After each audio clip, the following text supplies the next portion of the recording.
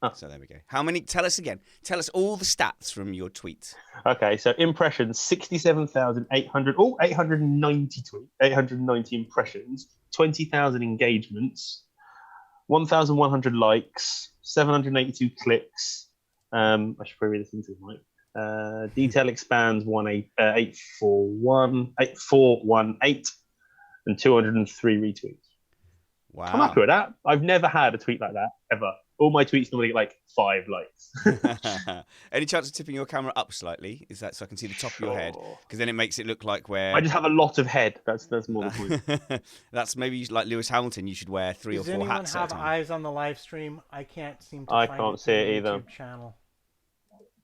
Yeah, I have. I can see your beautiful faces on it, and we have people here in the live stream as well. Oh, there we go. Why can I never find it on this? It just takes a second. I mean, you're not very good at.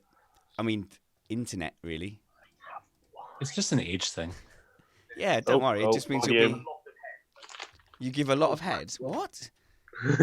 all I get is the Chinese Grand Prix review. Sorry, I got to go to the website now. For those wine people out there, this is a Rioja, and it's lovely. Right, and I have a mystery thing on the live stream, a little mystery little bubble that I can't identify what it is, but it's it's just a little. Can you see it, guys? You can see it's that little grey thing next to Jeansy. I wonder what that is. Huh? There's a little. It's not on your screen. Don't worry. It's just in my. It's an artifact of my screen. But what's the thing that's popped up in the chat that says Toby Vert 19? Oh, that's very nice. He's just done a what's it? It's a donation or a top chat thing that highlights his chat, but I think it's just a way for people to donate, which is lovely. Thank you, Toby. Yeah, definitely. Okay. I don't know what I did, but I solved it somehow. Obviously, I'm not. Been solved. I'm here. Nope, didn't solve it. There we go. There, that's the problem. I know what to do.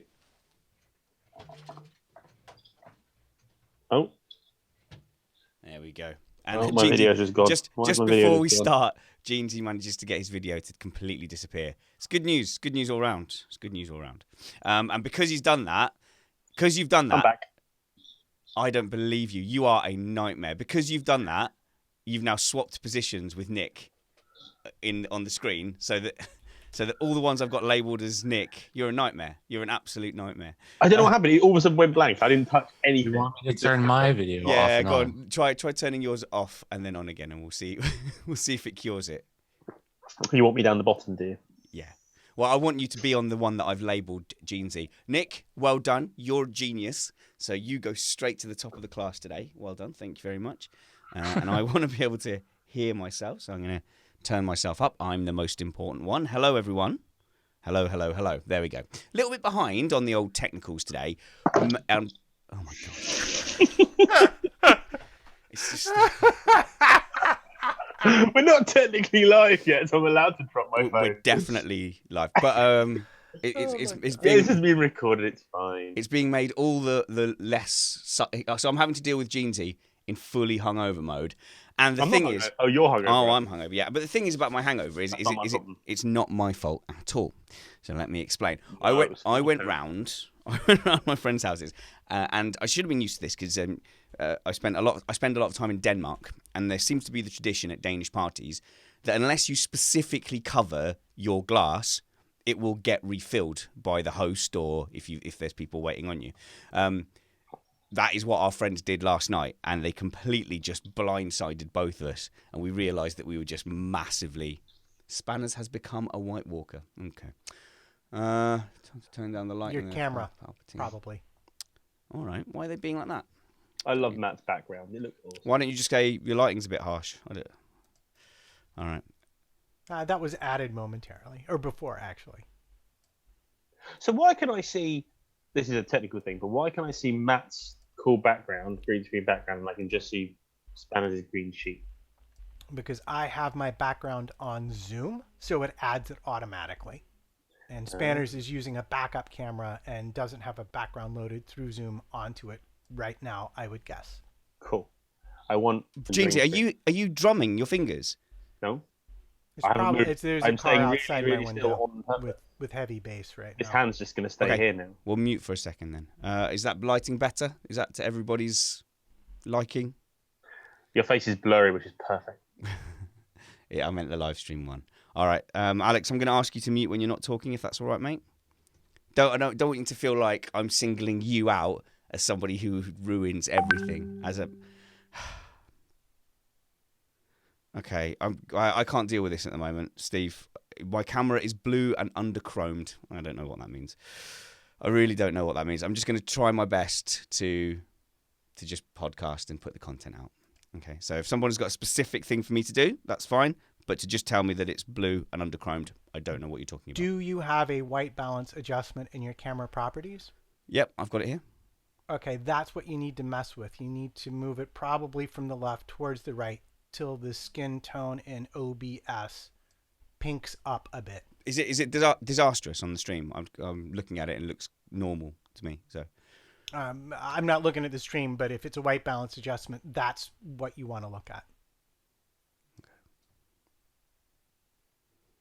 Okay, you're still ugly. I'm just gonna be nice to me today. I'm gonna really swing the ban hammer. So I can't be bothered to deal with anything.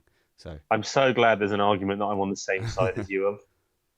All right, which one? Oh, what, the Ferrari faster? Yeah, ridiculous. No, Stroll. That one too, always. Oh God, the Stroll ones. All right, let's go for it. The camera is blue and underchromed. Well, we'll have to sort that out another time. It's when you play golf. If there's any golfers out there, you can't fix your swing once you get on the course. You've got to go with what you turned up with. And now in doing that, loads of other things are frozen. So let's go. Like I said, it definitely wasn't my fault. It was my horrible, horrible friends. Okay, I'm going to get rid of this guy here. Okay, cool. Right, yes, Matt. Someone has their what sounds like WhatsApp volume still on and running into Zoom. If people know how to check their individual volumes on their PCs, maybe they should just have a look at that. It might have been me, but I think it was me. I didn't realize my WhatsApp was open on the computer. Sorry. Okay. All right, I'm going to ask you to mute, Alex. All right, let's do it.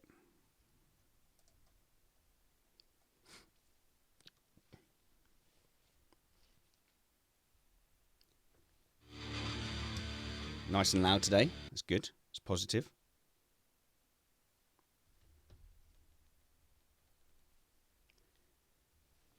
You are listening to Missed Apex Podcast. We live F1.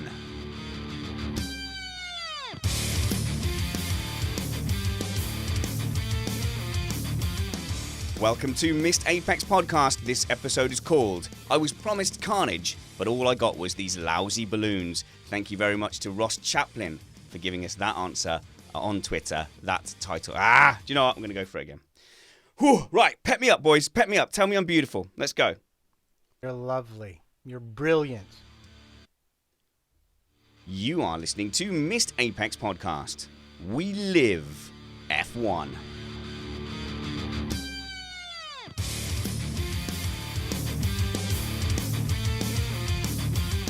Welcome to Missed Apex Podcast. This episode is called I Was Promised Carnage, but all I got was these lousy balloons. Thank you very much to Ross Chaplin on Twitter for suggesting that title. Runners-up was Angel, Looks Like Porridge is back on the menu, boys, and Matt G, the Azerbaijan Grand Prix. I'm your host, Richard Spanners Ready, and I'm joined by Matt Two Rumpets. How's it going there, Matt? Yes, your enthusiasm overwhelms us all, but I don't know. People are talking about maybe this was the world's most boring race, but I mean, there were world records set in this turbo hybrid era. For example, most espresso consumed during a single race. Yes, because they had nothing else to do, did they? The Ferrari boys, the one-stop strategy. We'll certainly talk about that. It could easily have not been a one-stop race, except for the some characteristics of the track. And Matt, you know I am normally very, very positive about Formula One. Like even the supposedly dullest races on paper, I will try and get G'd up and excited about. However, I might have to concede on this occasion that was quite a boring race. Yeah, yeah, I would tend to concur. Even the brightest of spots really doesn't put a whole lot of extra excitement into it. But yeah, you can't have all races being spectacular. We've had some spectacular Bakus, and it's still one step in the story of the season. Definitely lots to talk about though today, Matt. Yeah, there's loads. I mean, well, let's face it. There will always be things to talk about in a Formula One race because there will always be so many decision branches to examine. We're going to cover quite a lot today then. The Ferrari pace. Are Ferrari still faster? You're going to hear Matt Trumpets argue that the team that is 72 points behind in the championship and has lost all of the last 4 races is indeed the fastest car. We're going to have a look at where the real title fight is going to be in 2019. We'll argue about, is Baku actually a rubbish track? Where's Ricciardo's head at? Renault's miserable season continues. Perez wins Formula B and more. But first, let me tell you, we are an independent podcast produced in the podcasting shed with the kind permission of our better halves. We aim to bring you a race review before your Monday morning commute. We might be wrong, but we're first. I'm also joined by karting extraordinaire Alex Jeansy Van Gene, and of course, making his 14th debut is Nick Numbers Alexander.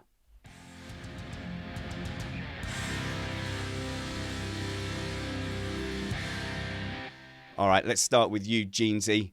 I put it to you that this race proves that Baku is, just like other street circuits, it's a rubbish racetrack. It's only ever made good by safety car incidents and people smashing into each other. On the surface of it, it's a bit Monaco-y. It's like a cross between Monaco and Adelaide in that it is a procession unless you get safety cars.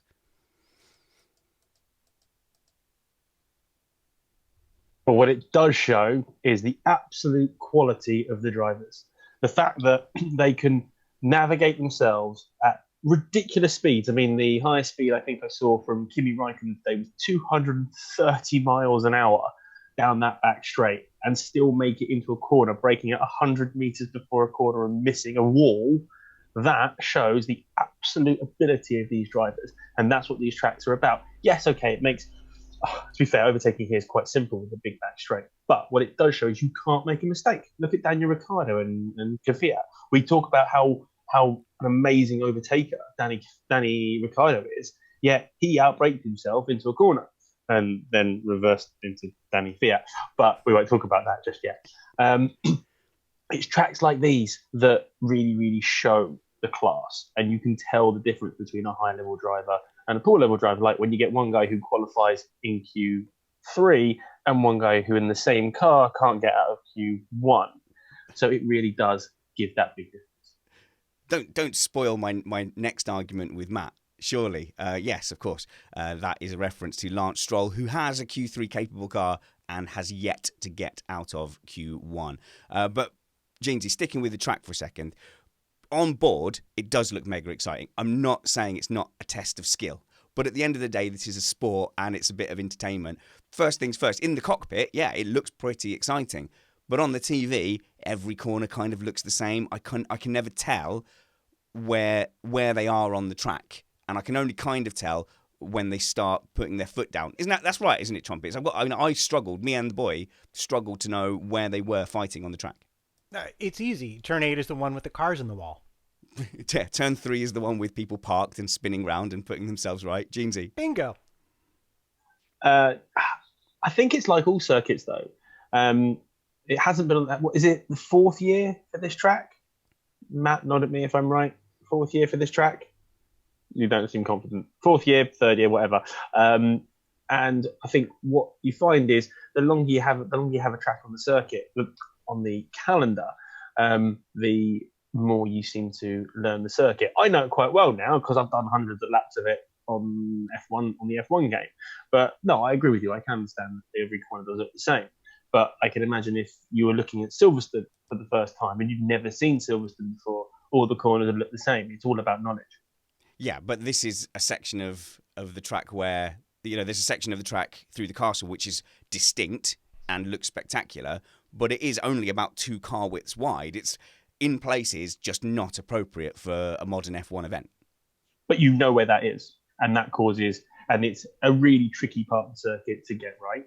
but you know where that is. So your point before is kind of invalid because you're saying you don't know which corner's which, but you do on that circuit. I actually think Singapore's worse for knowing where you are. Yeah, all street circuits are terrible. But speaking of that castle section, Nick, you're our resident Ferrari fan. That castle section did take a big old bite out of Charles Leclerc. Yeah, it took a big old bite out of Charles Leclerc, and it took a big old bite out of Robert Kubica just before that as well. So in Q1, but they were this is the same corner, but they had two very different crashes. So Kubica clipped the inside wall on the left going into turn 8, and then basically broke his suspension and launched himself into the wall.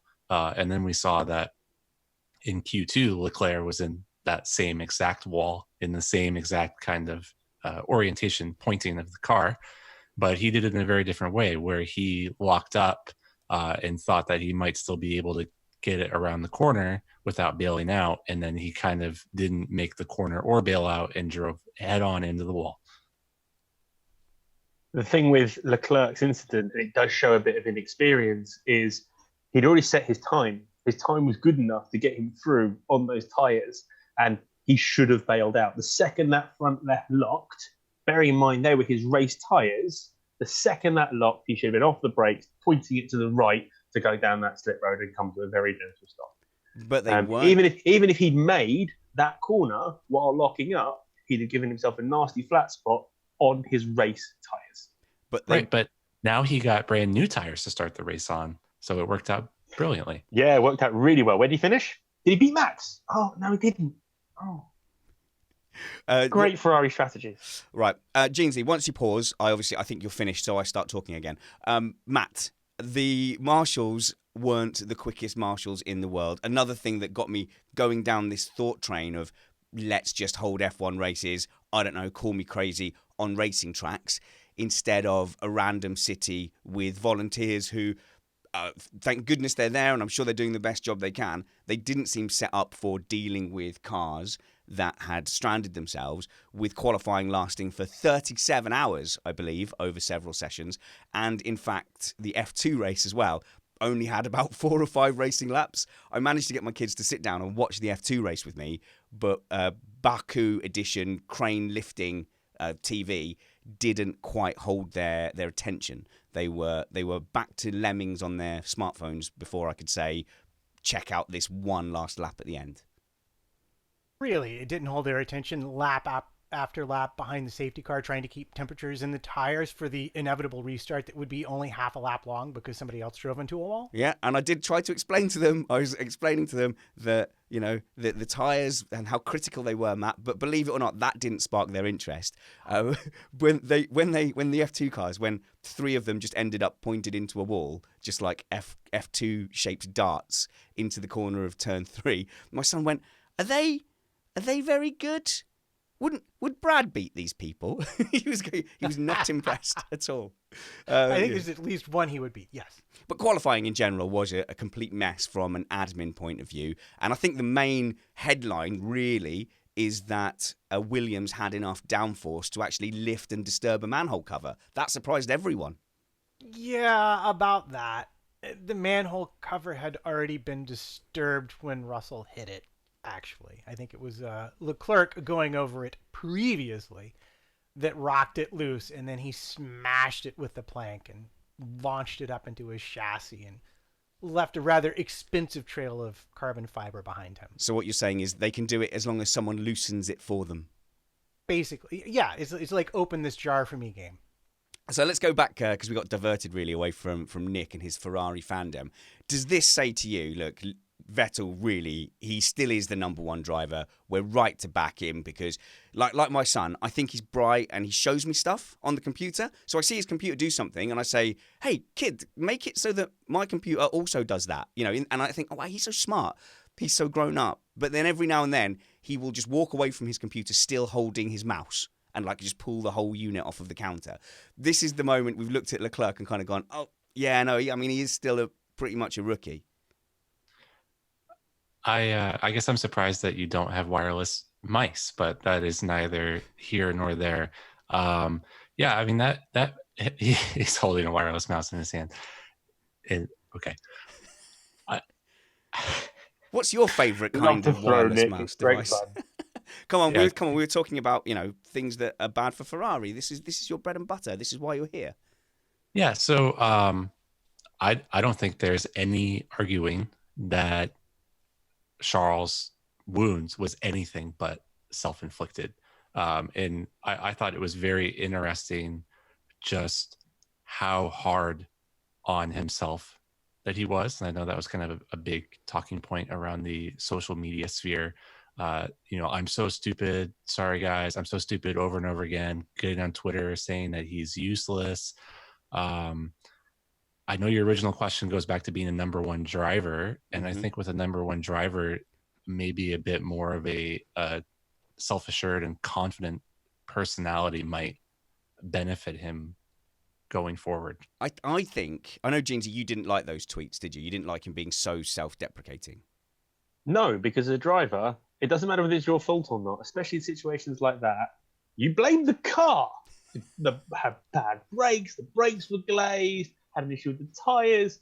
I want to see my racing drivers as heroes and going, oh, I'm so stupid. Oh, I made such a mistake. Oh, I'm so sorry. It just doesn't. And I like Charles. I really, really like him. But it just doesn't endear me to him. Nick? There are plenty of examples of drivers doing the opposite where we have ridiculed them endlessly. So at this track last year, Rogue Rub saying, I think Ericsson hit us, or maybe it was his engineer that said His that. engineer. But then when I forget where it was, when Max spun and said that he had gotten a 100 horsepower surge suddenly, I mean, come on. So no, I'd rather that they were honest at least. But I respect the excuses because it just adds to the ever-growing book of racing driver excuses, which is, of course, legendary. For someone who needs to fight against Seb, because Ferrari will put him in the back pocket if he doesn't actually pull the results out, regardless of cars breaking down and whatever, because he was quicker than Seb today. Everyone was quicker than Seb today. But yeah, it just irked me. I was like, come on, man, just say, okay, I made a mistake. Let's get on. We're gonna do well tomorrow. Well, see, at least, Nick, to your Grosjean point, this time, as soon as the safety car came up, he didn't risk it. He just retired immediately as a precaution. Right. Well, apparently he had no brakes. He was just pushing his left foot right to the floor, and that's not something certainly that you want. Okay, look, I don't mind seeing this side of Charles Leclerc. He is clearly beating himself up. He is very, very invested in his performance. Now, when you are a bit of a veteran, Matt, like you know that you're going to get hired because you're Matt Trumpets. So people are going to hire you for their concert. You know what you're doing. Even if you turn up at 80%, you're probably going to be fine. For a young person getting their first opportunity with no name, they know that every time they sit in the chair, it could be their last time. This could be Charles Leclerc's last season in F1. It's brutal. It happens with young drivers. He's so invested that when something goes wrong like that, he doesn't know how to kind of just own it and do what you guys suggest. He's just raw, passionately kind of going, oh, damn, I've blown it. And he wants everyone to know I'm owning this problem. So I don't mind it at all. I think it's interesting because on the one hand, a good performer always blames anyone but themselves when things go wrong in a performance. But on the other hand, a good team player always owns a mistake straight away so people don't waste time looking for problems that aren't there. And it's interesting to see him play it out like that. But I agree. I think I like him owning the problem. I don't like the excessive drama about it, even if that's how he feels in his own head. But I think he and his publicist will probably figure that out as things go forward. Right, and so just to finish up with qualifying, the track kind of failed with qualifying. So it had manhole covers that you would hope would be welded down. So they've obviously missed one at some point. Then they had to go and check all the rest of it. And was it in qualifying where they lifted the car up and they hit the bridge, or was that in practice? That was in practice. That was straight after they were transporting George Russell's car from the said manhole destruction and then hit a bridge and then leaked hydraulic oil all over the car. Williams had a bad weekend and it all started with that drain cover and it just got worse. Right, but this isn't the first time we've seen this kind of an incident. A similar thing happened in 17 to Grosjean, or 16 in Malaysia. Can't remember which year it was now. And they actually wound up suing to recover the money they lost due to that. So anytime you have that many things to be welded down, there's always a chance that something will go wrong. And as tempting as it is to blame everything on Baku, this is just a thing that happens from time to time on any circuit. A manhole cover nearly took Jenson Button's head off at Monaco, if you remember rightly. Okay, Williams have come up in that conversation unavoidably. Here's what I'm going to do with Williams. Because, look, we haven't even got to the race yet, but don't worry. We will manage to get through all our race notes. The thing with Williams is they are just not turning up at the moment. So I've got a couple of things to say, but I'll start off by saying I am done personally talking about Williams now, pretty much for the rest of the season. If any of you guys want to talk about Williams, absolutely fine, but I'm not going to weigh in because they just don't feel to me like they're in this competition. I don't know, Jeans. I don't know why they turn up. I completely agree with you. Unless Williams start to do something decent, like anything less than actually finishing the last two cars on the road on merit, I'm done with Williams. And I'm a Williams fan, and it pains me and it hurts. But they're not a race team at the moment. They need to sort their problems out and then come racing. And they can go and do their testing, and they can test at the back of the grid. But I'm not prepared to talk to them in race trim because they're not racing at the moment. See, Trumpets, how's this? Until they beat another car in qualifying on pace, i.e. that other car doesn't have an issue, until they are actually competing in qualifying, I'm not bothered discussing Williams at all. No, I think that seems reasonable.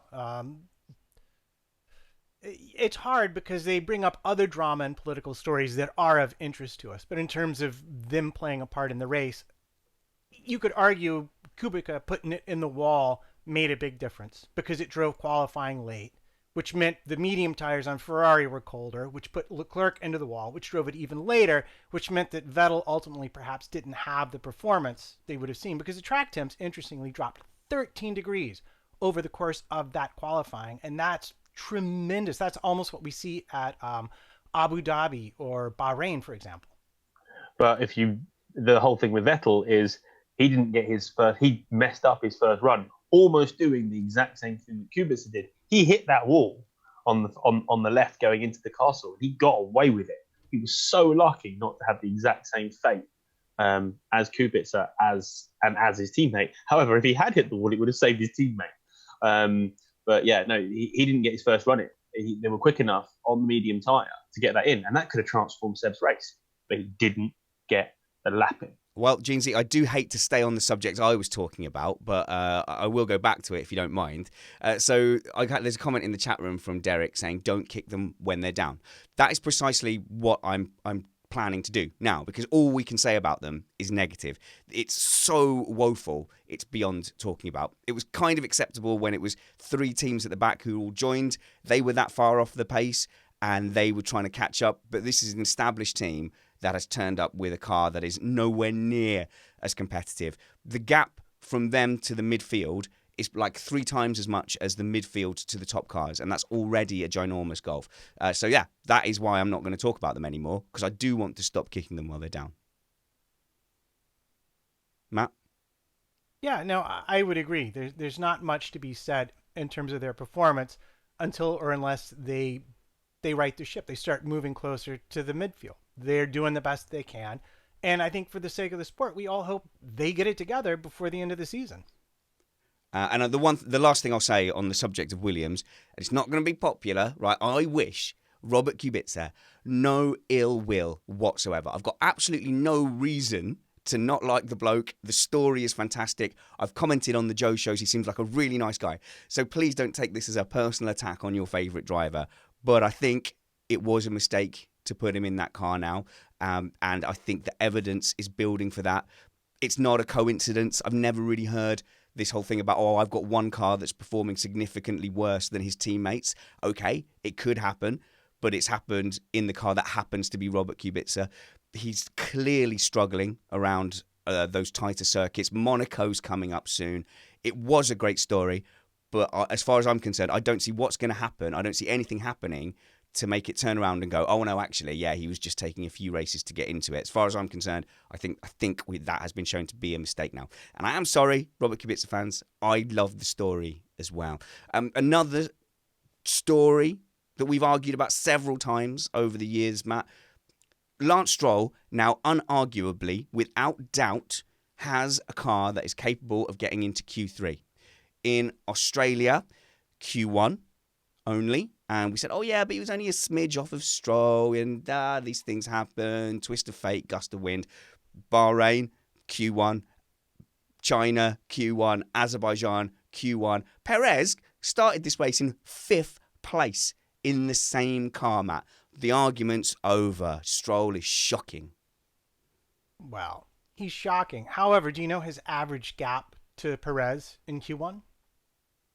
What the gap between? Sorry, are you asking me what's the gap between 16th on the grid and 5th on the grid? No, it's about 10 spots. In Q1, when they both run in Q1, he's about 0.3 off of Perez right now. It's his first year in the team, and if I'm going to be forced to defend him, as you've clearly put me in that position, what I will say is 0.3 off is not that shocking, and his first year in the team also not that shocking. That's a car that has very much been tailored to suit Sergio Perez, and it absolutely does. I think the gap was a bit bigger than that, to be fair, but I'm going to get your point.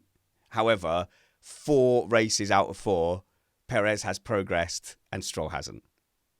I just say that he's slow to warm up, and before we completely toss him on the trash heap of history, which it is tempting to do. It is tempting to do. He has not performed up to the standards of someone like Ocon, for example. This is not a point that I would argue. But I'm not sure we've seen him actually be able to get the optimum out of the car in qualifying. On the other hand, we can look at where he finished today and see that he actually did a pretty good job in the race. So, yeah. I'm just going to go with more complicated. Oh, he beat Perez in the race? Oh, right. Oh, I missed that. Where did he get by? On that long straight? He finished 9th in the race today. Oh, so behind. Is 9 a bigger or smaller number than 5? Wherever it was Perez finished. The only person who made more places was Raikkonen. Right. Oh, right. Okay, now you've triggered me. The argument that Stroll makes up loads of places is a bad thing. That is terrible. The reason he makes up places is because he's got a car that's capable of finishing best of the rest, as Perez did. Jeansy. What is just? I mean, he is a shocking qualifier. Really, really bad qualifier. And what was the stat he had the last couple of years? Makes up the most places on the first lap, mainly because he's been in the car with the most powerful engines, and no wonder. The whole thing was this year was his test against a proven top quality racing driver, and he has been shown wanting, and he hasn't got the ability, and he's just about good enough to drive IndyCar. Do you want to triple trigger Matt? Matt looks so upset right now. I'm not upset. I'm disappointed, amazed that you would simplify a very complicated subject by that magnitude. Look, it's his first year in the car. Most people move to a new team. It takes almost a season to really get on top of everything. And yeah, I would agree with you. In qualifying, he has never been the best outside that one time at Monza that no one can properly explain. But he's only 0.3 off. He's not 0.6 off. He's not 0.8 off. He's not 0.9 off in Q1. And in the races, he is at least driving up to the potential of the car. So, again, I just see it as being more complicated and want to give him a little more rope to hang himself with before I completely write him off as being total waste of time and space. But 0.3 isn't enough when you've got Lewis and Bottas qualifying within a tenth of each other. The same for the Ferraris. You're seeing the gulf between Gasly and between Max Verstappen. When the field is that close, you can't have that much of a gap. He has to perform to the maximum of the car, and he's not. Puts him at the back of the grid. They could have had 5th and 6th today. I'm old. I'm slow. I forget stuff. But correct me if I'm wrong. Didn't we go through a whole period where Bottas was over half a second off Lewis in qualifying for more than a few races in a row? And we ridiculed him massively for it. Okay, I'm going to weigh in here. Finally, get a word in edgewise.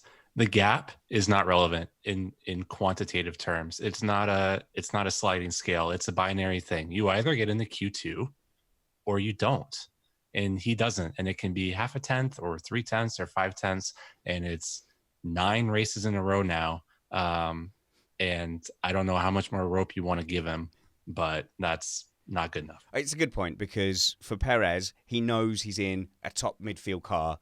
Therefore, Q1 isn't do or die for him. Q1 is, like the Mercs, but to a lesser extent, get the job done. Whereas Stroll is desperately fighting and clawing to actually get into Q2, which he's failed to do so far. Well done, Nick. I like you a little bit more now you've agreed with me. However, there was a race today, you know.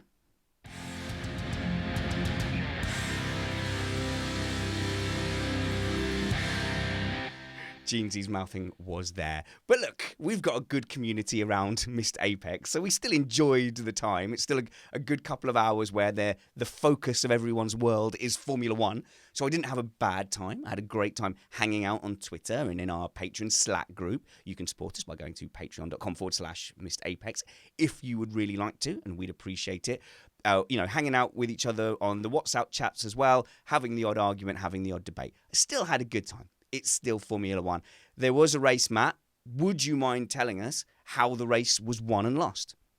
Yes, absolutely. And normally, this is almost always the start of the race, but I think I have to hand the first important leverage point to turn 8 in qualifying.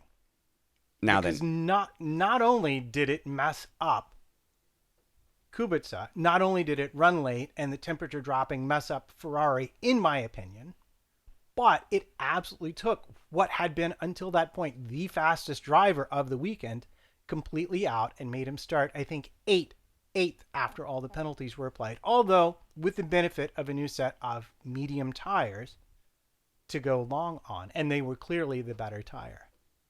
And then the next one, obviously, Bottas at the start. Undeniable. His defense against Lewis, who was remarkably respectful and deferential, proved to be critical to the end of the race. Let's go to Jeansy and see what did you think of that early battle? Because Hamilton looked like he had the high ground. He could have been a little ruder, a little. Oh, definitely. I mean, he was very, very courteous to Bottas in those first few corners. He could have ran him right close up to the wall. To be fair, I was well impressed with Bottas to hang around the outside into T1. And Lewis could have squeezed him right up against the wall and done a bit of what he probably would have done to Nico Rosberg back in the day, and literally pushed him off the apex. But he didn't. He played fair, and to be fair, apparently after the race, he's had a bit of a whinge at himself about that and said, I was a bit too nice and I could have been a little bit more aggressive with him. But I think it was the right thing to do, considering the circumstances, considering the track, considering the fact they were in a position where they didn't think they'd be, which was 1 and 2. It was fantastic racing from the pair of them, because what was it, side by side for 3 corners? Yeah, that was awesome. I was on the edge of my seat. And we can say that this race was a boring race, but there was lots going on. And as I've said a million times before, if you watch the live timing, there is so much going on. The saving grace of that race entirely was the fact that Bottas was able to hang on in that first lap, because then at least we had what I think, Matt, was the slightly faster car driver combination behind a slightly less fast driver car combination. I think had Hamilton got ahead and disappeared, it would have been like fully, properly a boring race. At least we had that intrigue for the lead. Yeah, I mean, it gets to be so personal saying that driver 1 is faster than driver 2 when they're both on the same team and they're both being ordered about by their engineers. It's really difficult to know. Now, let me, if I may. Hamilton was faster today. I think if you're going to argue otherwise, it's a bit silly. But come on. I think Hamilton is a better and faster driver than Bottas. But if they were both turned loose on absolute maximum engine mode with Bottas in the lead, I don't know that Hamilton could get by him. How about that? Well, at the end, Jeansy, was Bottas managing that 0.8 gap? Yeah, I'll just give myself this 0.8 second cushion all the way until we start lapping George Russell, then breathe a sigh of relief. I think it's clear that Hamilton had the pace to attack him. Siding with Matt a little bit, I think during the course of that race, we don't know how much Bottas was managing. Lewis kept on showing his hand every so often, and Bottas didn't seem to respond. But did he need to respond? And the thing for Bottas was he was quicker in that second part of the circuit, where he always managed to get out of DRS just before the final straight. So was Bottas managing Lewis? Probably. Was Lewis quicker? Probably, but not by enough, as Matt says, to get past.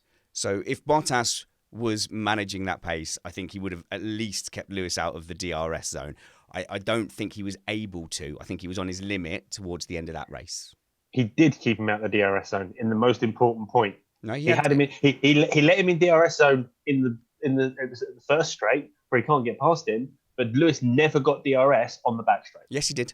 No, that's just incorrect. About lap 47, 48, he did get DRS down that long straight. DRS is where the flappy bit opens, yeah? Yeah, so that definitely happened. Matt? Well, it was really just in the last two laps. Like, you say 47, 48. I'm thinking 48, 49, 49, 50, where we saw that happening. And what was interesting about it, and what I think we're overlooking, is the power of the toe down that front straight. Lewis was using the toe to get close to Bottas, but then Bottas, through the snaky second sector, was escaping back to over a second. And he was very fortunate. He actually got DRS down the next to last lap on a back marker. Yeah. But at the end of it all, Lewis is the one, and this is my third hinge of the race, if you will.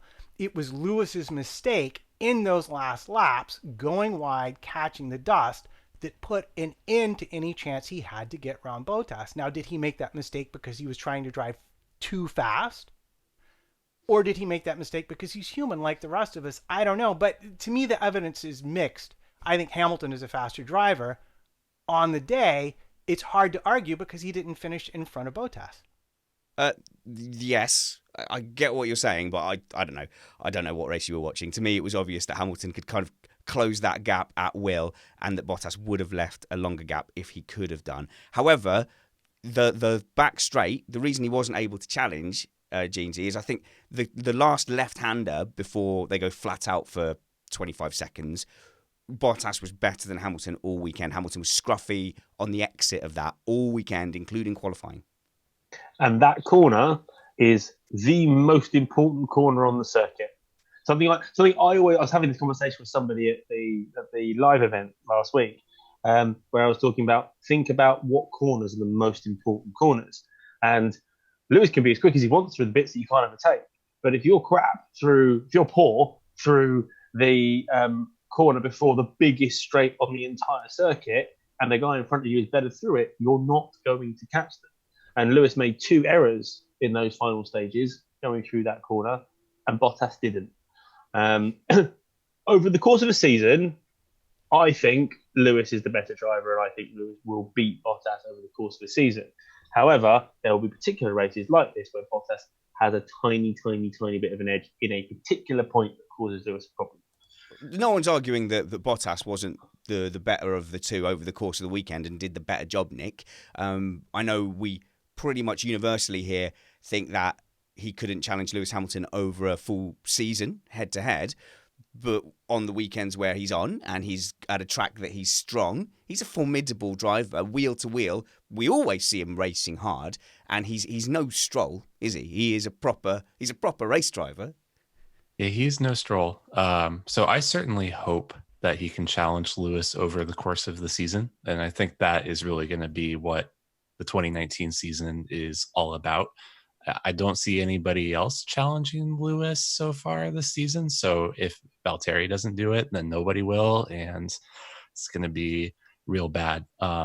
We've definitely said before on the show a lot of times that not crashing and not running wide is very important, and him not doing that is great.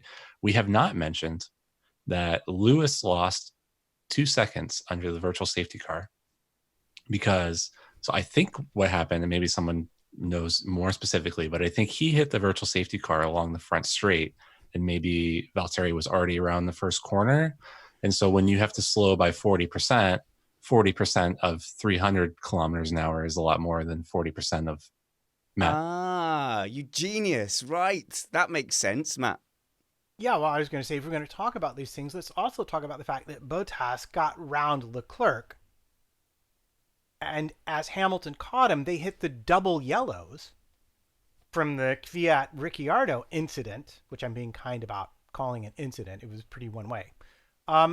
And that he had to spend basically the whole rest of the lap behind him. This also gave Bottas about another 2 seconds advantage when they came around onto the next lap. So this is not the only place that he lost time just due to the vagaries of the race gods.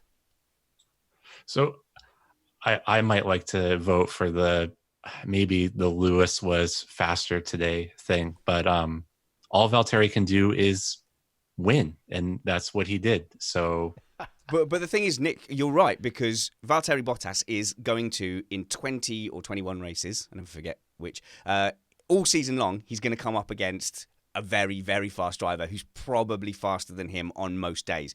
That doesn't mean he can't win races and use racecraft like he did today to fight off the 5-time world champion through 3 corners and then keep him behind you.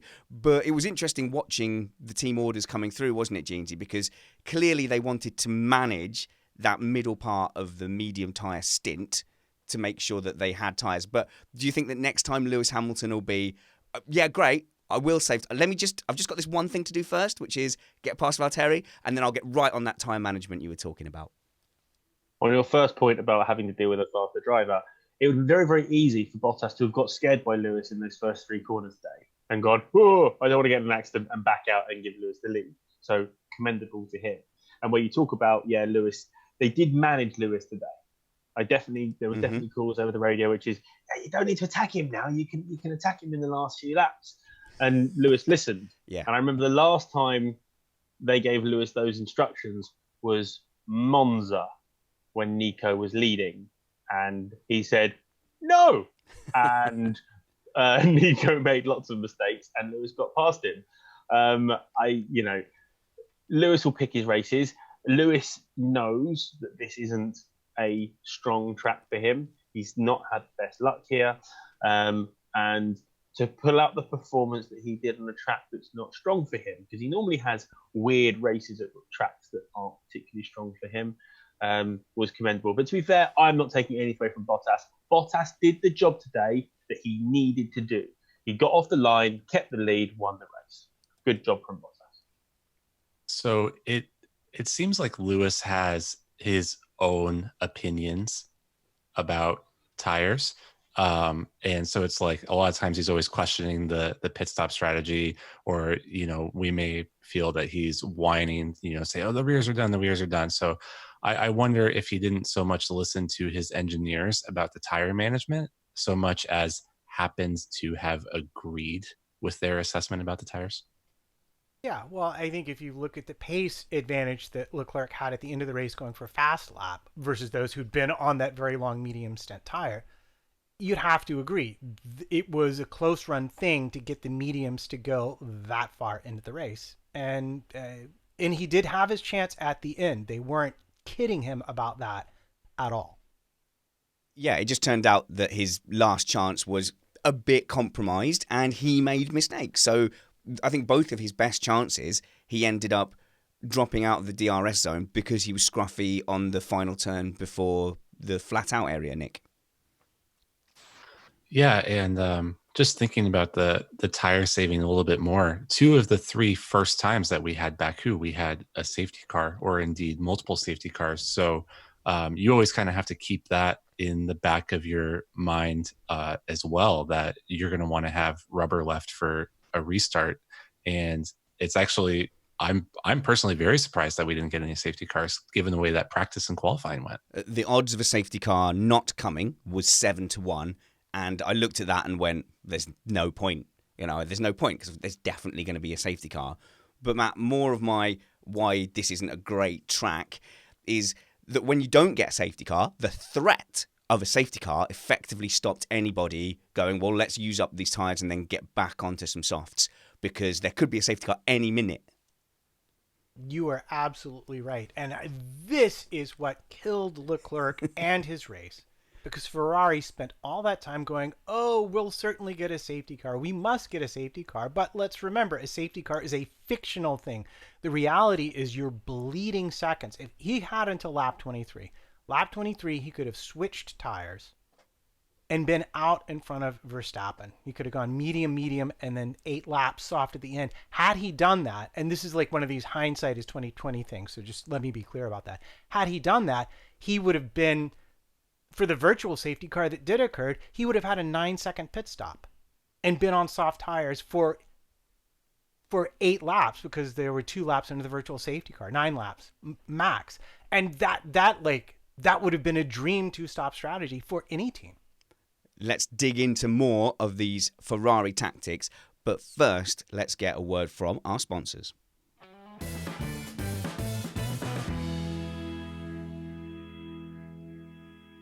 Many thanks to our listenership for supporting our sponsors and supporting Missed Apex in being an ad-supported podcast.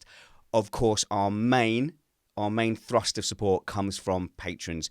We would have packed up shop in September were it not for our patrons, and we are able to do more things, keep going, keep growing because of that support. You are literally fueling us, and you are our bosses. And if you want to join the 254 other bosses we have on patreon.com, go to patreon.com/missedapex and consider becoming a patron.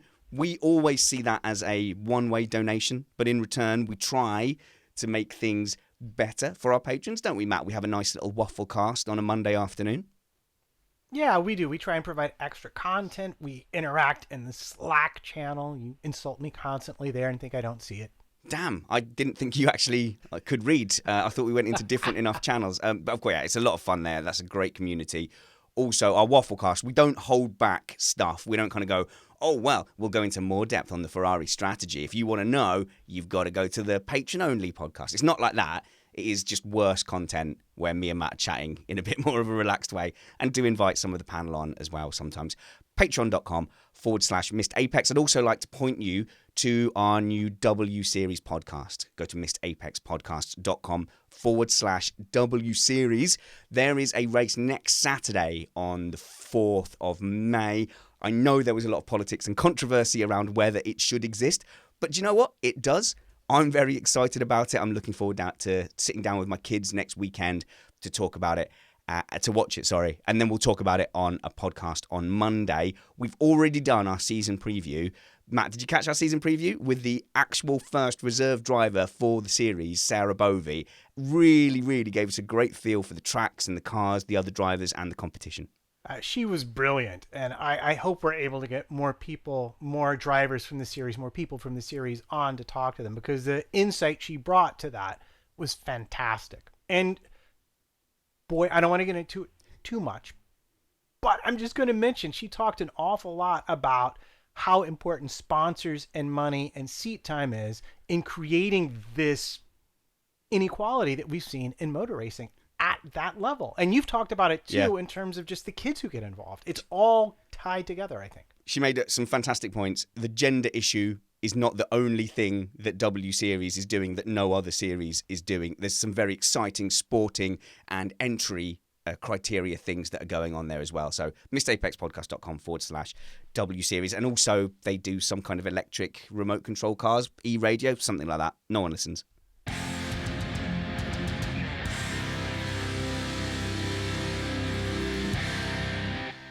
Nick, can we be honest about the Ferrari strategy with Leclerc? I know they were saying, oh yeah, you got to stay out there because the softs won't last, or maybe we're waiting for the safety car window. But let's be honest, they were sort of hoping that he was going to hold up the Mercs on the way through. Yeah, but it reminds me of a previous race this season where he did that and he stayed out even longer than that, if I recall correctly. So it's like, okay, he held him up, now job done, get into the box, but then they still left him out to dry. So they kind of left him in no man's land on strategy yet again. I think he is going to have to accept, isn't he, Matt, that he's in his apprentice year in Ferrari, and Vettel's the emperor, and that is just the way it's going to be this season. It's not going to please everybody out there in viewer land, but Ferrari think they know what they're doing. They do. And it may be, and I've seen it come up in the chat room, that apparently Vettel might have been low on fuel near the end of the race. But when I look at... That's some New York City noise there in the background, is it, Matt? Don't you worry about that. It's authentic. That's why we like having you. Please continue your point. Right. So when we talk about why would Ferrari not pursue an aggressive two-stop strategy to force Mercedes to peel off at least one driver to protect against it? The biggest single reason I can think of is, one, is it's going to put him on fresh, soft tires at the end of the race when it's colder. And it was easily 5C colder at the end of the race. The other is he might simply have not been fueled for that strategy. And now we're hearing Vettel might have been low on fuel.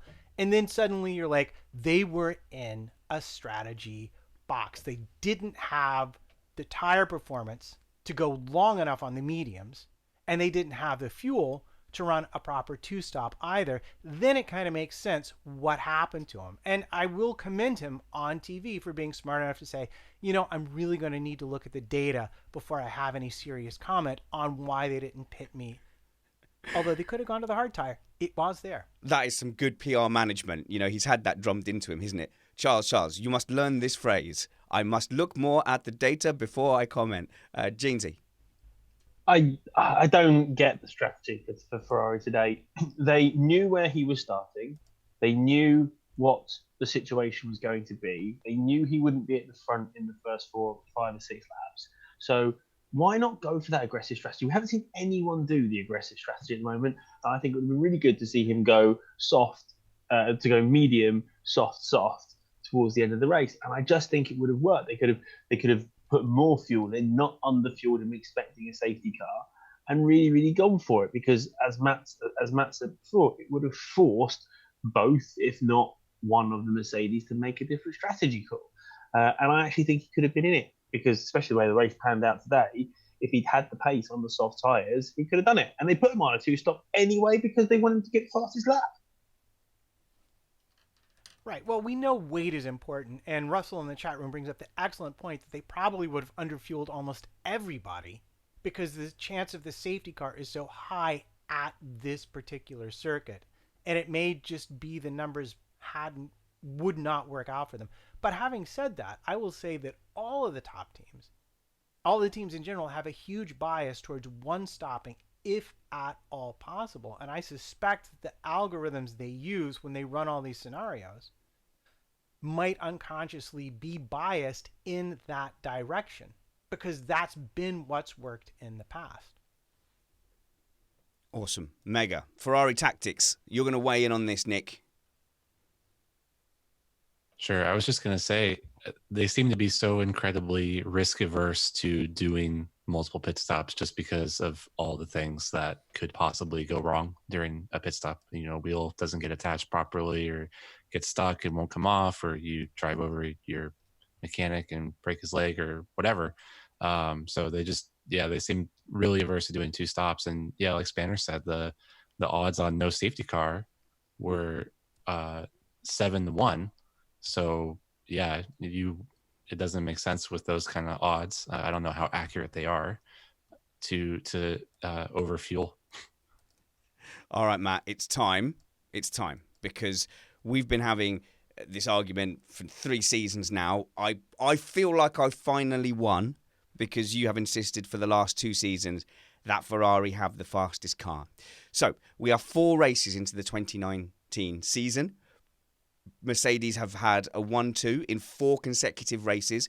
The first time that's ever been done since 1952, when Ferrari did it for 6 races in a row. No, I'm going with Virtual F1 Statman, and that's what he tweeted. So I'm going with that. And there's some other caveat that's in there as well. But an amazing achievement, if we say in the turbo hybrid era, as everyone loves to say. That is certainly an unprecedented amount of success, even for Mercedes. Ferrari are 72 points behind, without a race win, without a second place. I put it to you, Matt Trumpet, that is because Mercedes have a faster, better car than Ferrari. Well, since you want to have this argument, let's be clear. Ferrari last year had a car that was easier to set up and was closer to its maximum performance on more circuits than Mercedes was. As the season developed, Mercedes clawed back that advantage, and in Singapore we saw Ferrari bring an update that made their side of that equation worse. So it's natural to expect, given their testing performance at Barcelona, we would have seen a similar result this year. But what's of interest to me, and where I will differ with you slightly, by which I mean completely, is that we haven't yet, outside of the first 47 laps in Bahrain, we haven't really seen the best out of the Ferrari car that I believe still has a lot of potential locked up in it. So this is what we're arguing about based on four races out of a 21 race season, that I'm going to argue we've not seen the best out of Ferrari outside of that one race in Bahrain. And you could go with free practice on Friday, this week, where Mercedes was nowhere at all. And I will argue that's them underperforming. It seems like Ferrari are the diva this year, and they've not quite gotten on top of it yet. Ferrari are brilliant at getting the best out of the car when it matters the least. That's the way it's gone for me. I think, you talk about, we saw 47 laps of them being the best in Bahrain, but the race isn't 47 laps. The race is 60 laps or whatever it was. And as an engineering project, which is what Formula One is, the whole point of the game is to engineer your car to get to the finish line first in one piece. And Ferrari are unable to do that at the moment. They're either fast and break down, or they're slow and they get to the end. So that proves they don't have the best car. So, Nick, you're a computery guy, kind of, I guess. I don't know. You sound smart. So let's say that you turn up with a really good gaming computer and I have a slightly less good gaming computer. It's not as fast. The processor's not as good. Now, I can overclock my processor, can't I? I can make it run outside of the recommended parameters to go over your performance. If my computer then melts or blows up, did I have the best computer all along? It's just that, if only it hadn't blown up and melted. Yeah. No, I'm totally with you on the whole Ferrari not having the fastest car argument. And it's very similar to the way that I feel about Stroll not getting out of Q1. That it's a binary thing. Either you win the race against Mercedes or you don't, and you are 0 for 4. So your car is not faster. The only argument that I would possibly buy is that the car is actually faster, but the strategy is so poorly bungled that it ruins it. But I don't think that's really what's happening here. It's not as good. If it can't get into the window or it can't not melt, then it's not faster. If it can't not melt. James. Yes, exactly. They haven't had the issue that, like Mercedes, where they screwed up the safety car window in Australia last year. They haven't had things like that. They haven't had their lead driver drive off the track in the lead of the race into a wall at his home race. They haven't had stuff like that happen. The losses that they have had have been purely based on pace and then reliability. And you can't say you have a better car if that's the case. So there you go. I think I won. Finally. Yay. Let's play a game. Oh, fine. There's more. Fine. You people can say more things. Last quick point. It is possible that if Leclerc had not crashed in turn 8 in qualifying, that he may have gone on to win the race.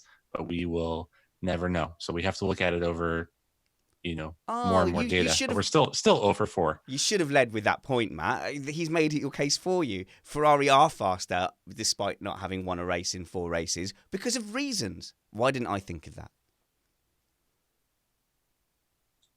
Oh, right. Well, No. I'm not going to list the reasons. I'm just going to say what you do and just do blanket reasons. That was my funny. No, I get that. The only thing I would say in response, since clearly one is now called for, I been trying to hold my tongue. No, you I haven't. shall no longer do this thing. The only thing I would say is, first of all, let's look and see what happens with Barcelona, because that's clearly where the rest of the Ferrari update is going to arrive. So let's see how they've been able to correct their course over the first 4 races. And as I pointed out, it's only 4 races. There's ample opportunity for Mercedes to get it wrong and Ferrari to get it right thus far. Okay, can I say that I am already massively irritated for the first time when Ferrari do string a weekend together, because it'll be Mercedes win, but Ferrari are faster, Mercedes win, but Ferrari are faster for 4 or 5 or 6 races. Then as soon as Ferrari win a race, you're going to come on here and go, see, I told you they were faster. So can I just say that I am annoyed in advance? Oh, well, I wasn't going to do that, but thanks for the tip. You definitely are. You definitely are now. Let's play a game. Whose fault is it? The game is called Whose Fault Is It? When I do this on my radio show, I do Whose Fault Is It with domestic arguments with my wife. I will take genuine, real arguments I'm having with my wife, and I will get my listeners live on air to decide who's to blame. Most recently, my wife put a pan that she'd been making spaghetti bolognese in, like a big, wok-y frying pan thing. With the spoon, she put it in the oven to hide it from the cats. Now, the oven was cold, but she was just hiding it from the cats. Perfectly reasonable. And then we ate our spaghetti bolognese. She then went to the Isle of Wight, leaving that spaghetti bolognese in its pan in the oven. I went to cook my next meal, just whacked the oven on to preheat, completely melted the handle, melted the plastic spoon, completely just charcoaled all of the bolognese. And we had a great time deciding whose fault that was. Entirely her fault. Who checks the oven before they turn it on? You No don't one. shove stuff in the oven to hide from the cats. You throw it away. Sorry, entirely her fault, not yours. Yeah, Mrs. Spanners. I was just going to say it's a good thing you didn't help hit the self-clean option on the oven instead. That would Not have posh really enough to melted have some that things. kind of option. Do not have that. Do not have that option. But anyway, this is relevant to the show because that's what we do here. We don't have no blame situation. So throughout the season, when cars collide, we won't ever go, oh, that was just a racing incident. Oh, I won't bother about it. No, we must assign blame immediately. And here today, we only have 2. I didn't really catch the Hamilton versus K-Mag one. Although I will say, Jeansy, I don't think they made contact. I think the sparks were just well-timed that made it look like they made contact. There was some wobble from Lewis's front wings. I think they did. It's completely K-Mag's fault. It was the most exciting thing K-Mag did all weekend. It was the most exciting thing Haas did all weekend, apart from Grosjean did have a nice little pirouette during the race. Lewis is the quicker car coming past in practice, and K-Mag swerves across the track to sort of tell Lewis not to have a go, slows down more so Lewis gets alongside, and then chops his nose off. Lewis, if we're talking about the lane system, which I know we love to talk about, Lewis had a nose in, and K-Mag tries to chop it off. Completely K-Mag's fault. But to be fair, when he gets involved in an accident, it's always K-Mag's fault. It's in practice as well. I love Kevin Magnussen, but he is like proper. He's just got like this war mode constantly engaged, doesn't he? Like completely unnecessary as well. Were they both even on a hot lap, Matt? I don't even know, but to me, this is this thing where you're walking down the sidewalk and someone is walking towards you and you're walking in exactly the same lane. So you decide, I'm going to step to the right, and they step to their left, and you're like, oh, pardon me, let me go the opposite direction. And they do the same thing, and then you run into each other, and you're just, it's all kinds of awkward. It was such an obvious misunderstanding about what both parties were going to constantly do that it's hard for me to assign blame. But that said, Lewis was overtaking, and he didn't quite obviously communicate clearly enough to Magnussen, I am going there, you need to stay out of my way. And thus, I will put it a tiny bit on his side, but only for the sake of, well, somebody's got to argue Magnussen's side, right? Nick, you're a German speaker, aren't you? There must be a German word for that moment you're passing another pedestrian and you both pick the same way and then pick the same way again, then stop and laugh about it. Yeah. And one of you inevitably says, shall we dance? Yeah. You're probably right. I don't know what that word is, but there does seem to be odd specificity with the German language. There should be a German word for that feeling of approaching a red light, but before you actually slow down, it starts to change to the green cycle, and you don't actually have to slow down at all, and you're like, yes, and you can just carry on through. Sorry, what are we talking about? Oh yeah, whose You fault know, is it? K-Mag's not German, right? No. I'm just obsessed. I'm just obsessed with the German language. It's fantastic. Entschuldigung bitte. Right. The next whose fault is this was just bizarre. Daniel Ricciardo versus Danny Kvyat. Where is your head at, Ricciardo? Like, okay, let's just describe the incident, shall we, Matt? It's he locks up. Was it turn 3? Yeah, I think it was turn 3. It was one of his classic dive bombs, and it would have been brilliant had he still been driving a Red Bull. As it was, he was in a Renault with dodgy brakes, and you can see he's like 90 degrees on the wheel, and the car is just it's like the time Top Gear demonstrated Overseer with a Vauxhall. The car just went straight on, right in front of poor Kvyat, who was a bit nonplussed, and was also taken into the runoff area behind him because he could no longer complete his turn because Ricciardo just went blazing straight through. I loved it from Kvyat's point of view. It's like, I am going to turn now. There is an Australian to the left of me. I can no longer turn. The Australian has gone. I will continue turning. No, there's a bit of barrier there. Now I have to just stop. And he's sitting there minding his own business when Ricciardo just reverses all the way back straight into him. I mean, I have reversed into stuff before in a road car. I once reversed into a wall and it was edge on. It was just in my blind spot. And it's a sickening feeling when you're reversing and then the car suddenly stops. You're like, uh-oh, don't be a body. Please don't be a body. You must have been thinking, don't be a marshal. Please don't be a marshal. I did that in a relatively new company car after I just got it. It is the most horrible feeling because you get out and you go to look at the back of the car. You're like, please don't be too much. It's going to cost me a lot of money. It's a whole Toro Rosso hanging off of the back of my car. But, standing still, you would have thought he'd been able to look in his mirrors and see a vehicle there. He's had a complete no-brainer. I mean, what if it wasn't a car there? That car has probably saved him from just mindlessly reversing onto the track. Matt? Yeah, well, absolutely. I mean, I saw an interview with him after the race, and he had thought that Kvyat was able to carry on unimpeded. So he didn't even check his mirrors. Now, I don't know when they taught you how to drive, but they sure beat that into my skull with a heavy wooden stick. Look in the mirror before you go backwards. I didn't see that interview. So he's saying he didn't even look in the mirror. It was turn 3, the second heaviest braking point on the circuit.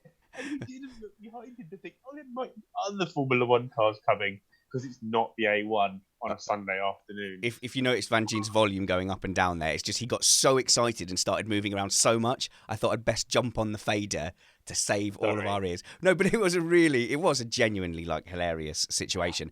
It is. And I think Danny Rick is struggling because he's so used to such good brakes, and it's his forte. It's his mantle. He's the guy who's late on the brakes. And he can't seem to do that. And it does look like the Renault has struggled with its brakes all weekend. Yeah, sorry, Nick, I just go to you for all German drivers. He was well ahead of Hülkenberg, who was struggling. Remember, this is Hülkenberg who was running in a podium position 1 or 2 seasons ago here at Baku.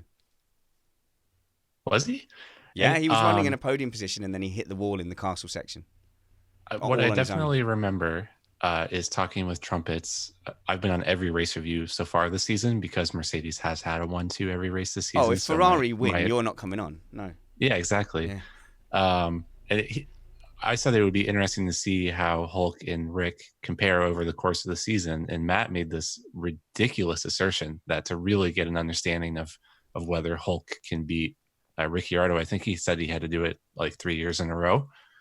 I'm definitely putting words in his mouth, but I feel like, Matt, shouldn't you be arguing that it's not Ricciardo's fault in this incident because, he's still getting used to the car? If you really want me to make that argument as to it's not being his fault, you got to give me a second now to come up with something really creative, clever, and modestly amusing.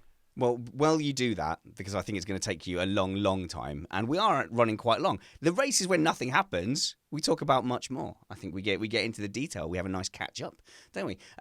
Formula B, Perez, best of the rest, holding off Lando Norris. He's good at defending. He's good at maximising the potential on race day.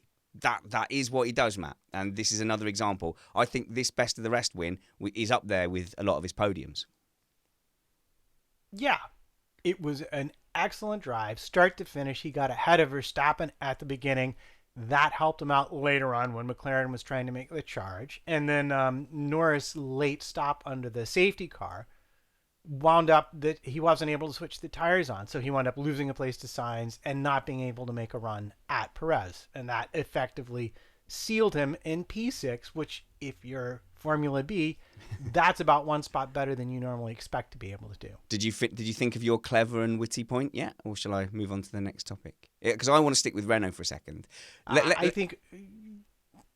Let me use Jeansy as my dummy, because I know you don't like read stuff or like look things up or research. If I ask you right now, tell me who is outside of the top three. So who is in fourth place in the championship right now? Can you guess? Max, isn't it? Oh no, is Max third? Team? Which team? Oh, which team? Mhm. Oh, McLaren, I thought. Yeah, McLaren are in Boom! fourth Don't try and place. catch me out on that. Okay, but here we go. Who is above Renault out of those midfield teams? Sauber and Toro Rosso. Alpha, they call themselves these days. That one as well. Racing Point and McLaren are all above Renault after four Racing races. Point, of course. That team's got Stroll in it. Yeah. So with one driver, I instantly think they're lower because Stroll's in the team.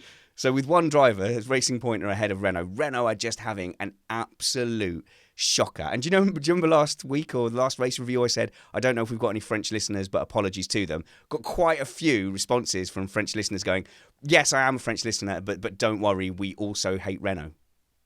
I'm gutted for Renault because it's not Renault that I like, it's the Enstone team that I like. That is a championship winning team. That team and that business knows how to build a Formula One car and how to win races and championships, and they're just not coming up with the goods at the moment. And I am clutching at in 2 or 3 years' time they will be at the front, but this year they've gone backwards. And I think there was a really good picture of Danny Ricciardo with his head in his hands after the incident and in the pits, because he's just like, what the heck have I done? But would he be doing any better? You know, would he be any better than fourth or fifth in the Red Bull anyway? So what difference does it make? It's a bit like what Fernando said, which is, if I'm not winning, I'm not winning. He'd be ahead of Gasly. I'm going to go out on a limb here and say Albon is going to win a race before Pierre Gasly. But Gasly did well this weekend. I don't think it matters. He was quickest in Q2. He had a fantastic race until the car died on him. He also violated fuel flow restrictions in qualifying. So, well, and he also missed a weighbridge, which is nobody's fault but his own. I mean, you're just not looking at a traffic signal. It is his fault. However, I will back him up a little bit because they were going to do a race pit stop test. So he wouldn't have been thinking about anything else apart from getting the car in the right mode to go and do a setup. I think the calling drivers in for the weighbridge, I think the procedure is not good enough. To have a little board flash up quickly as they're coming into the pits, I don't think is good enough. There needs to be a man with a flag and a board pointing them in. They have radios, for crying out loud. Why can't there be a radio message as they enter the pit lane to go, Gasly, you're going into the weighbridge? I got pulled over for running a red light, but I was changing the radio station. So it's different. You're driving on the road. It's slightly different. But the penalty in itself is very harsh. The problem was the stewards had no other penalty to give him other than to kick him out of qualifying, or make him start from the pit lane. Was that the rule? Yeah, make him start from the pit lane. It's a BS rule that shouldn't be around, and it's actually one of the rules they're looking at changing. But it is there, and so you have to know that as a driver, and you have to know I really can't miss the weighbridge because there's this for their pit lane violation as well. Who? No, let's move on. The chat room has pointed out there are several drivers in the midfield who, if they were teams, would still be ahead of Renault. Kimi Raikkonen and Sergio Perez would both be above Renault by themselves. And there's one more as well. Lando Norris is above Renault. Team Norris is above Renault. That is painful. For their sake, I hope they can turn it around. Let's move on to the podium, guys.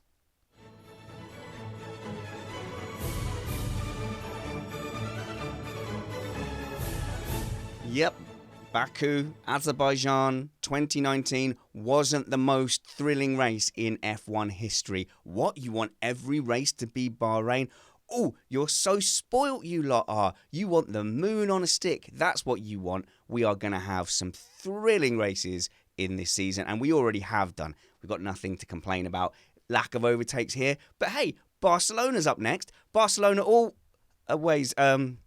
Anyway, awards. Thing of the weekend. Let's roll through these relatively quickly. Matt Trumpets, do you have a thing to give thing of the weekend this weekend?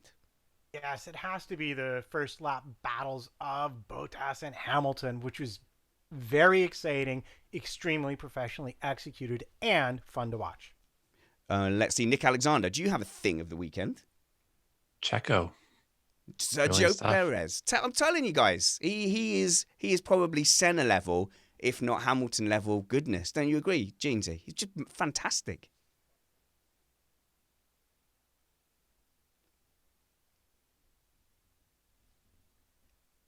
Would really help if I muted my mic.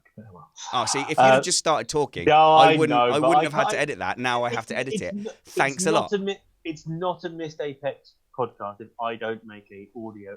So I'll give that to the listeners. Yeah, just one. Fine. Yeah, just one. Fine. The one before the live recording starts doesn't count. Fine. Fine. I'm leaving it in. What? Perez, amazing. Senna level. Perez did very well, but he does well in these situations. He's the master of getting the maximum out of the midfield. But he was put into a top flight team and didn't show off quite so well. But let's not go talk about the past. Both those two have nicked my thing of the weekend. So I'm going to talk about my tweet. My tweet hit 70,000 people. That's my thing of the weekend. I posted a tweet this week about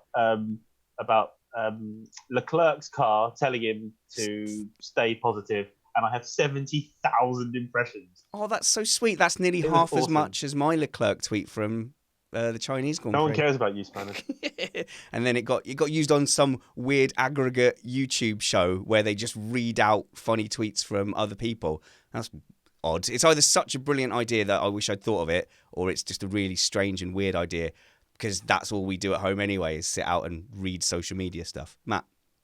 Yeah, I was just going to say, it certainly was a message to keep his mental state up and not a reference to the Delta that was probably on the dashboard while he was driving. Definitely.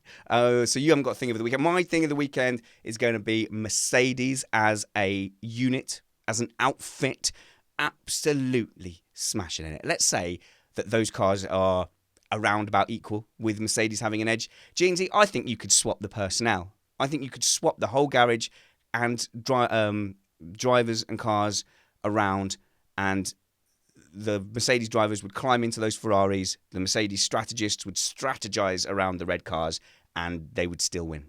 They are a well-oiled team with very typical German efficiency. It's been an absolute masterclass from them, especially because going into qualifying, Toto Wolff was like, we haven't got a chance. There's no magical silver bullet.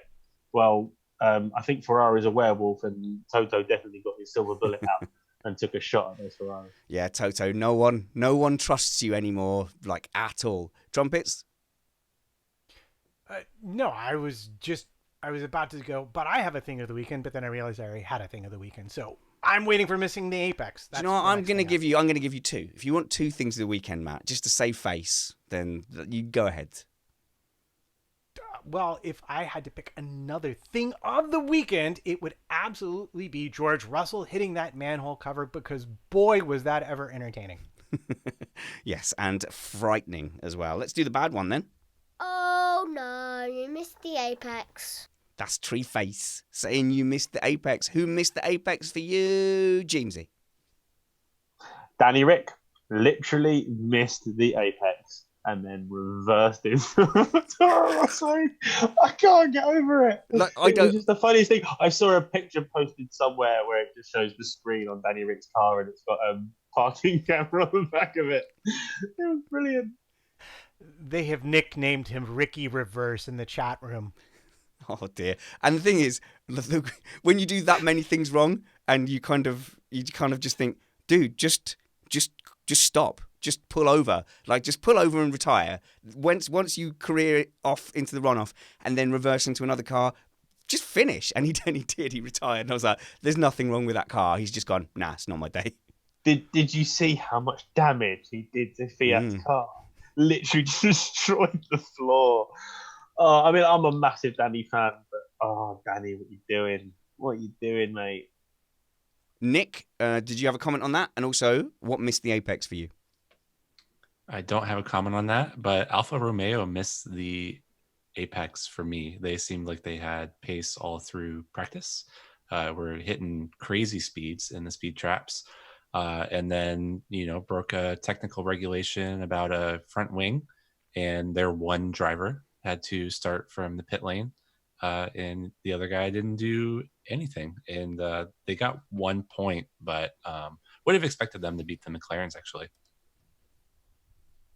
So it's interesting. Giovinazzi made Q3, but he had a 10-place penalty. And then Raikkonen was forced to start from the pit lane. So getting 1 point actually was not a bad result for them. But no more warnings from Charlie Whiting, apparently, because now it's a crackdown. Apparently, for these kinds of infractions in the past. I think it's very sweet that you've referred to race control as Charlie Whiting. However, I'm assuming someone else is in charge at the moment. Well, this is what I'm saying. In the past, Charlie Whiting would oftentimes, for a minuscule infraction, give the team a warning and a week or a race to correct it. But that is no longer the policy with the new race control. We didn't bring it up early in the show, but I saw a chance to wedge it in there, so I thought I would. He really was a presence in race control that we've just synonymously swapped race control for his name. Do we even know the name of the new man or woman who is doing this role? I'm more than happy for Charlie to be just what you call race control. I think that makes perfect sense, and let's just let us do I'm in favor. Yep. I do have a missed apex from the chat room with Don Byrne, which is the sofa in the green room. Did you see that hideous, disgusting thing that they stuck in the green room? It was awful. So well spotted, Don Byrne. Okay, then. I don't have a missed apex. I'm super positive. And Matt wants another one, does he? I didn't have one to begin with. I want my one and Such no a more, mess. please. Go on then. Come on then. That would be the exquisitely horrible performance of F1 TV Pro this weekend. They broke it all weekend long, and it never got any better. I don't complain about it much because mostly it kind of works, but yeah, just oh my. Is that your only way you can watch it? Is that the only way you can watch it? It is? Mm-hmm. Oh, right. Yeah. Okay. Yeah. You might have to find some kind of other method for watching it. But yeah, I've heard loads of complaints about that. But basically, it was working fine. Then they hit go on the race, and it just started completely going downhill. That's just like Ferrari, isn't it? Ooh, too soon. Nick's right there. Oh, my God. Why don't you just kiss his wife as well? Hi, Nick! All right, guys. One more award to give out. Are we doing a pony? Anyone got a pony? Oh, you have? Hang on. Well, I need to press the button. Button's not working. You're just going to have to tell me who gets the pony award for petulant radio chatter. It's got to be Charles Leclerc. Oh, I'm an idiot. I made a mistake. I'm an idiot. And then goes all over Twitter. Sorry. Pony Boy goes to the hot star who's going to be a champion one day, but was a bit didn't cover himself in glory this weekend. Yeah, agreed. He's got a lot of races ahead of him, though. Tell you what, though, Matt, let's give an award out to our lovely chat room. And you can join the chat room by going to YouTube and searching for Missed Apex Podcast. And you can see our little faces and you can type along and be part of the show. But we give an award to the chat room. So, Matt, who's won this week's Comment of the Week? Oh, no, look, Jeansy, you cannot mouth along to my wife singing, because now I've got a horrible image where I've got her voice and your horrible face, which usually only reminds me of the fact that I've not seen OMD singing any songs for a long time. You don't know OMD? They never see you and the lead singer of OMD in the same place at the same time. How bizarre. How bizarre. Who are the nominees for Comment of the Week, Matt Trumpets? We are going to go back to Michael Dieselhoff. That's so unfair. Lance is just as good as Perez. It's just a few corners he's worse at. Okay, that's pretty funny. That's a pretty good one. Stuart Neal with, I thought Haas and Alfa were there when Ferrari needed a safety car. So what happened? Yeah, I was wondering if we were going to see a Singapore 2008 where suddenly I said, if a Haas bins it into a barrier and causes a safety car, I'm calling BS. Heck Yanomi 666, the Toro in your mirror is closer than it appears. Oh, God. Yes. I know. It's really good crop this week. And finally, our old friend Evangelos Heterocleitos. Renault have found a new gear in car evolution.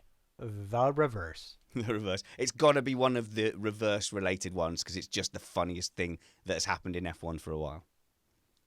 Well, then it's got to be reverse. It's got to be Evangelos. So there you go. Congratulations, Evangelos Heterocleitos. You have won this week's Comment of the Week. Thanks very much for joining us at Missed Apex. Find all the information about the show at missedapexpodcast.com. Nick Alexander has a book review where I would say a majority of the people have read the book, and it's called What's It About Podcast.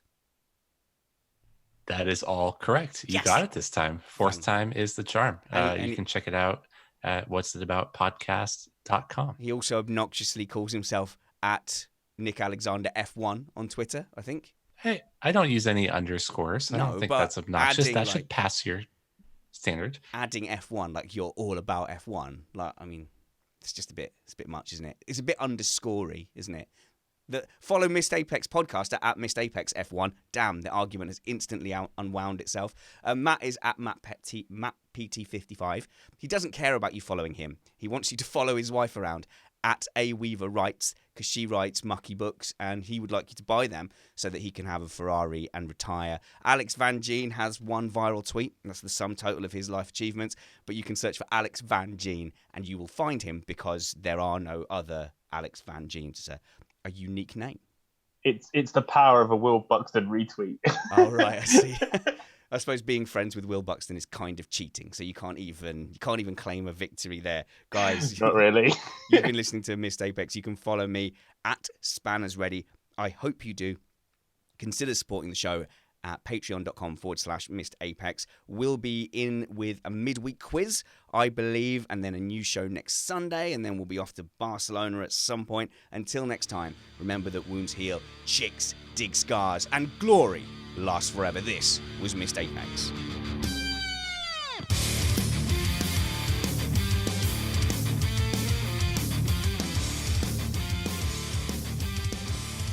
I'm gutted we didn't get to talk about the karting. And my It's like you don't care about my outro music at all. it went in my headphones. It's like you're trying to hurt me. In my defense, it went in my headphones. We had a whole show talking about karting, and also I don't want to talk about the karting Before it, until the video of the highlights is out, which it should be midweek, and then the next podcast we'll give it a proper plug. is that why you cut out the little bit of the intro that I wrote for my intro? Matt? Are we going to do Race in 60? Oh, Post-show? right. Oh. Well, Matt, We don't have to. Notes. Wasn't in the notes. how much work have you put into it? How sad will you be? Let's listen to it anyway. Livestream wants to hear it, I'm sure. Let's record it. Let's just record it. Hey, Matt. I'm not going to mute. Hey, Matt, you know what we've not done? We've not done your race in 60 seconds.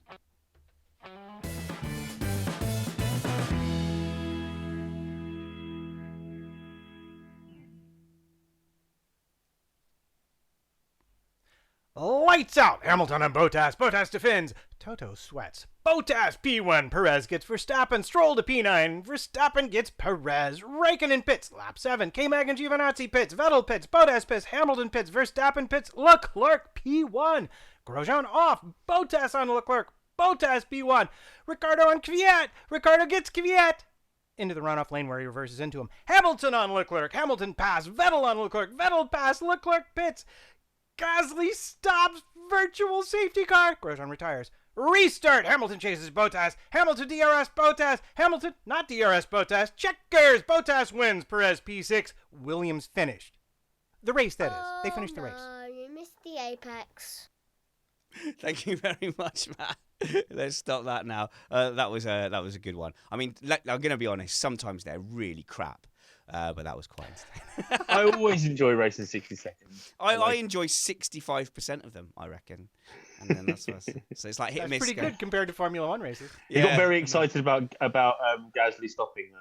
Oh yeah. Oh my god. Yeah. What I said to Matt before was when we've had boring races in the past, he's like listed about 10 pit stops. I'm like, Matt, please don't list pit stops. And he's like, oh god, I would never just list the pit stop.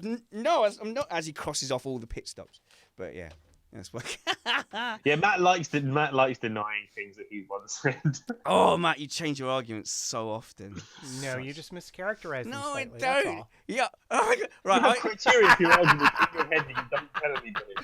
I said last season, I went, God, you know what? They could get out of Q3 if they had decent drivers. That argument has morphed into that I claimed Lewis that... Hamilton would be on pole. Yeah, Hamilton would have been on pole in last year's Williams. I didn't say You were that! seriously arguing Hamilton could have put the last year's Williams in No, honestly, it was Q3, all which just about... like, Whoever no, said I'm that? sorry. It was all never gonna about happen. it was Whoever all said about getting that? out of Q1. It was all about getting out of Q1, and you said no, they would have just been last by less, and that was the Which is true. thing They is- would have been right. last by less because Hamilton's faster. But how much faster? When I it mean, comes to look at the gap. I will say, look at the gap between Russell, who is a Norris equal, and Kubica, who is obviously not keeping up for whatever reason. It's like what, 4 tenths, 5 tenths? I mean, the worse the car is, the less the driver can do to make it go faster because its optimal performance is so terrible to begin with. I'm just pleased that Stroll hasn't had to go up against Kubica because I would have hated to have seen Stroll beat Kubica. Because Yeah, I would agree. I love the story. I'm a massive Kubica fan, but he's not the driver he was. No. So I wasn't laughing at that. I was laughing at the chat room. No, I think that sadly the Kubica thing's done. I'm waiting for it's the YouTube comments. You go. Nico Rosberg's made money out of it. Nico Rosberg was banned from the thing this weekend. That's why he wasn't there. No, he wasn't. Yeah, he was. No, he was. He had his He was press never pass. going to this race. Okay, He's never going to this race. he cannot. He got he in cannot, trouble. Okay, you're diminishing my point on a pernickety detail. He can't go back until Monaco because he gave his press pass to a photographer. That should have been my missed apex. No. Yeah, he gave his personal press pass to his private photographer to go in and wander around, and so he's had it taken off him. Yeah, until Monaco. He's not allowed to go back until Monaco. See, he's still cheating, even though he's not in the bloody sport anymore. It's Germans. It's Germans, Nick. It's what you're all cheat. like. Well, dirty cheat. Usually Germans are quite strenuous rule followers. I mean, that's a security thing. I worked for a sure German is- firm. I work for a German firm. I know how much they stick to the rules, annoyingly so. So yeah. So you don't want me to cut this bit out and send it to your employers about how you were. I don't work for them anymore. Oh right, you I work said for a British company. All right, cool. Well, Britannia. Baku 2019 can be consigned to the bin. Like, yeah, that was the first genuinely boring race in a long time. But thankfully, you guys make it so it's not boring. So thank you very much. And The thing Jeansy, was- I'm finding your inability to string together clean audio over the course of an hour to be just a constant source of entertainment. So What's thank. wrong with it? It's been alright today. And I tell you from me what, not talking I tell with you you what then. happened next, right? What was really happening was, and then, I'm like on the fader going, oh no, the fader, trying to get it different volume, and there's I have a disability in your mouth. That's better than your Summers imitation. Oh my God. I am mocking Do a person with a do Jake disability. Sanson I'm sorry. next. Jake's He needs a hat first. Jake just he'll get really excited. He'll laugh directly into the mic. Wouldn't attach to my mic stand. I won't do it because it's so We annoying. sort out a different pop shield. Oh no, Jake will like find something funny and he'll lean right in and be like, ha ha ha, right down the mic. And then, Yeah. what are you doing, Jake? You absolute lunatic. No, it's fine. It's fun. That was so much fun at the live show. Oh, the one at Simply Race where Jake was just losing. When he gets excited, and that is what makes him brilliant, but also a complete liability. Love you, Jake, if you're listening. Bye, live stream. Thank you very much. Goodbye. I was in a. Alright. It took me a while to get in a good mood, but I got there eventually. Stop stream. So, is anyone looking at the live stream right now before I kill it? Yes. I'm not looking at the actual live Okay. stream. So I'm just what looking at looks the really chat. what looks bad about me? I look blue or something. You look like Spanners. Very handsome, Oh, nearly actually, 40-year-old Well, man. I stopped it. No, it's still going. Yeah, you look kind of corpsey. Corpsey. Yeah, no, you do. Probably they were Very- calling you a White Walker, I suppose. Yeah. Yeah, It doesn't. very- I can't yeah. see that. The thing is, you look really orange in the picture on the computer. Yeah. That's just Like because it's a washed really out. old webcam. That's a different camera, though. Yeah. It's different. the OBS picture that matters. Yeah, in my OBS one, I look the same as normal, so I don't quite know. So it's something between OBS and going to the stream then? Maybe. That's I don't know. I bizarre. could just be wrong. It's still going, by the way. Yeah, I'll kill it off now. A little bit. Oh, okay. Skin tone is very pale. Blue. Spanners. Racist? Wow. You are a bit Smurf Jedi Spanners. like. It's because it came. I took the camera back from the live stream, not of that stream. Be interesting to see actually. I've got this white background on my telly. I wonder if it makes a difference to turn it off. Is that better with it off? What? Or do you not notice the difference? Hang on, I'm gonna have a look now because I've just. Sorry, I mean we're done basically. I'm just fault finding. Is there 199 people watching me fault finding the lighting in my shed? 200. And that's you've got to think some people left, haven't you? You'd hope. There we go. Whatever. I'm bored of this now. Bye everyone. That's Thank you pretty very good much. See you given the later. race.